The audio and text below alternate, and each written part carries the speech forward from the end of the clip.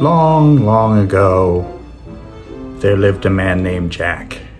This was, it must be, it's close to 300 years ago now, 1720s, in the southwest of Ireland. No one remembers Jack's last name. But what we know about him is he was not a great guy. He was a thief, a liar, a cheat, and his nickname reflected the thing that was most known about him, the thing he was most famous for, and that is that he would never pay 1 penny for anything he wanted, and what he wanted above all things were pints of ale and shots of whiskey. Stingy Jack, that was the name everyone gave him. And everyone tried to stay clear of Stingy Jack, but it was difficult because Stingy Jack also had a silver voice. He could talk anybody into anything, and once again, what he mostly talked them into was buying him pints of ale. Well, word about Stingy Jack spread. Went all through the south of Ireland, up through the west into Connemara. And eventually, it went even further. It went down, down, down, down.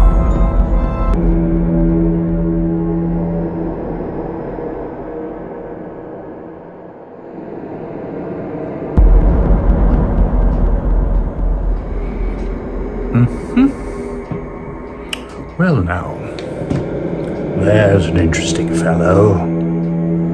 Jack.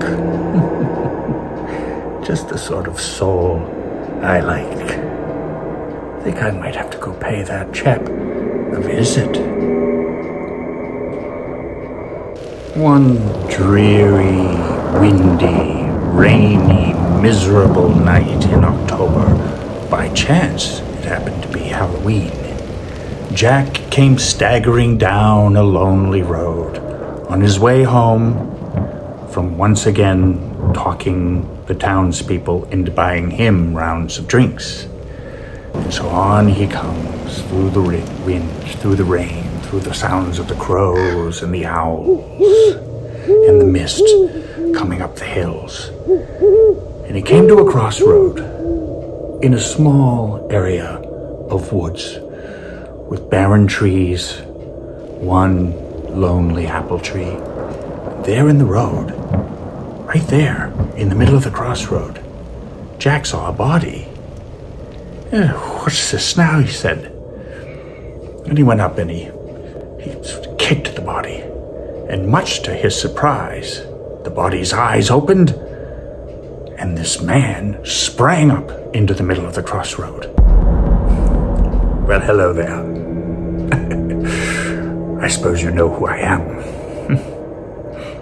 You don't? Well,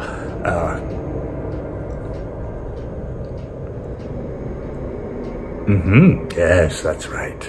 That's right. And it's your time. Yes, it's your time, Jack. Ah, you don't mean it. And my time's come. Already? Now listen here, Mr. Devil. That is here. Yeah, I thought so. Now listen, you know eternity's an awful long time. Awful long time.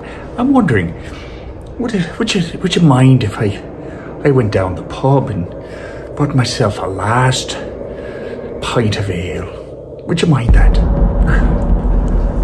Well, actually, I sort of would mind, you know. I'm not usually, I don't usually bring my clients to pubs before eternal damnation, but, you know what?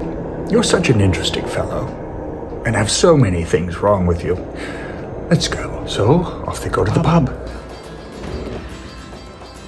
Everyone stayed clear of Jack, knowing who he was.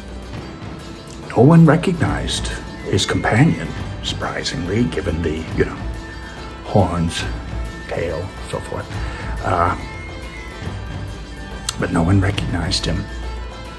And Jack had his pint of ale, and then he said, well, you know what, the more I think of it, eternity, It's even longer than I thought. I'd like to have one more if you don't mind. Well, this went on. And Jack had 3 or 4. And the time comes to pay. And he's like, well, wouldn't you know it? Turns out his pockets, he doesn't have a penny. Would you mind paying up the bar bill? Would you mind? Me? I don't carry money. Me pay? Oh, well, we're in predicament, aren't we? I don't have any money. You don't pay. I don't know what. Oh, I have an idea. Well, you know, you being the father of lies and the evil one and all such, surely you can do all sorts of things. What I'm thinking is, why don't you turn yourself into a silver coin, and I'll put you on the bar, and I'll stroll out, and then just before the barman comes up and grabs the silver coin, you turn back into your usual self, and you just stroll out, trailing eternal fire behind you, if you'd like. What do you think? You know, it's gonna work. Trust me. So that's what they did. The devil turned himself into a silver coin. Jack picked him up off the floor, put it on the bar, and then, before the barman could even show up, Jack took his coin and stuffed it into his pocket. Now, Jack may have been a ne'er-do-well and a bad guy, but Ireland being Ireland, he also had a rosary in his pocket. So the devil suddenly finds himself in a pocket surrounded by rosary beads and a crucifix. I didn't sign up for this. I didn't sign up. Let me out of here right now. And Jack laughed to hear him. All right then, Mr. Devil. I have you now, don't I? Now listen here. I'm going to make a bargain with you. I'll let you out of my pocket and out of the rosary if you promise not to take my soul for 10 more long years. Is it a deal? Yes, it's a deal. I don't care much for it. But 10 years isn't that long. And anything's better than being wrapped up in this rosary. Let me out of here right now. So Jack spent 10 more years carousing, cheating, and lying, being as stingy as could be. And at the end of 10 years, Stingy Jack found himself again on a Halloween on the same road, walking down the same desolate trail. And once again, he came to the crossroads. And suddenly, from behind the apple tree,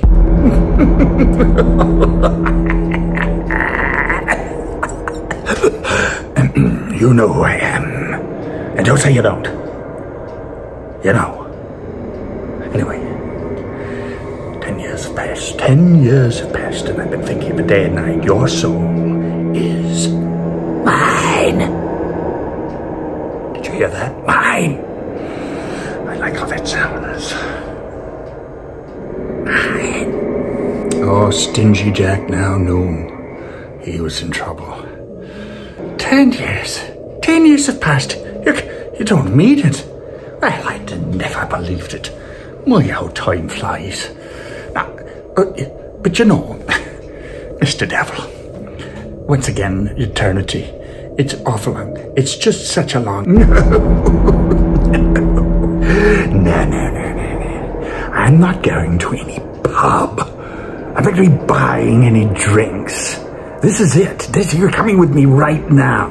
Oh, I wouldn't dream of asking you to come to the pub, no. But eternity, it's even longer than the last time. And, why, look at those apples up there on that tree. Would you mind? Just go up and get me one of those apples. And now I'm climbing trees for apples. Is it? What is this? Oh, right. But this is the last time. I have never climbed a tree in my entire eternal life. Up the tree goes the devil, and he reaches for one of the apples. And just as he does, Jack pulls a small knife from his pocket. He runs up to the tree and he carves a cross into the bark. And he runs around on the other side and he carves another cross. And then he does north, south, east, and west, 4 crosses in the bark. Now the devil, of course, is now up there and he can't come down. I can't even. I just can't. I just can't even.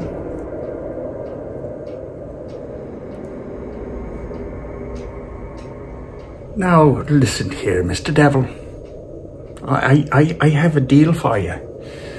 I'll let you down. I'll take my knife and erase these crosses as long as you promise me something. You will not take my soul throughout eternity. You're not gonna touch it. Do you even really think I want it now? No, it's a deal, all right? I'm perfectly happy to not have your soul for eternity. In fact, I'll be perfectly happy to never see you again. Climbing trees, going to pubs, red. It's enough to make one change one's ways. And so, the devil disappeared in a cloud of smoke and fire, leaving Jack alone on the dismal road. And Stingy Jack lived quite a few more years. Hadn't changed his ways at all. Lying, cheating, stealing. Stingy Jack continued on that way until he came to the end of his life. The natural end of his life. Upon his death, Jack went up and found himself at the pearly gates, and there was St. Peter. And St. Peter had a long list. And St. Peter,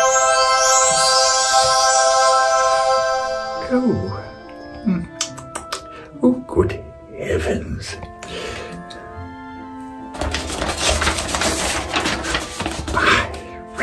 Jack, how could you? Sorry, dear boy, but as I gaze at it, no, I'm sorry, no. But, what are you saying? Are you telling me that I can't come into heaven? Pretty much, yes. Yes. Well, there was nothing for it. Jack had to go. And so he descended from heaven down to earth and down through earth and went further down.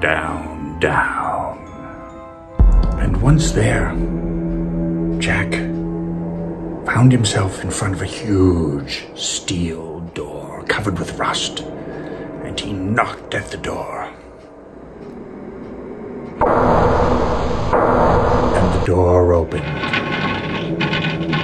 and there he was. Oh no. You've just... You've got to be kidding, right? You've got to be kidding. You are kidding. Surely you're kidding. It's that Peter, this is a joke, right? Me? Afraid not. No, listen, we made a deal. You were really good with deals. And we made a deal, right? No, you can't come in here. No, you can't come in here. But listen, I'll do this for you. I'm going to give you an ember, a piece of hell. It's a small piece. I've got lots of them. And you, my friend, are now doomed to wander the earth with this little ember from hell to let all who gaze upon you know where you belong. And now, denied by both heaven and hell, Jack ascended to the earth, bearing the ember from hell, to show all where he truly belonged. He strode along the lane and came to a turnip field, and he took one of the turnips and hollowed it out with his little knife, and he put the hellish ember inside, and this he used as a lantern as he strolled the foggy lanes and the rainy byways for all eternity. The people in the west of Ireland feared this sinister figure who would appear every Halloween. "He's coming tonight," they said. "Jack of the Lantern, beware, Jack of the Lantern is coming." They feared he'd come into their house. And so they, too, would take a turnip or a beet or a gourd, and they'd hollow it out. They'd put a light inside, a candle, and this they put in their window in hopes that the sinister figure would pass them by, and pass them by he did. They'd gaze out their window, and they'd see him pass. They'd see that shadow, the man carrying the lighted turnip. Eventually, many of them emigrated to America. But they took these stories with them, and they took their fears of Jack of the Lantern with them. And so they wanted to do the same thing. They wanted to carve a lantern themselves and put it in the window. But here, they found something far easier. And so they took a pumpkin, and this they carved, put a candle inside, and put it in the window in the hopes that Jack of the Lantern, or as they called him, Jack-o'-lantern, would pass them by. I think you should do the same.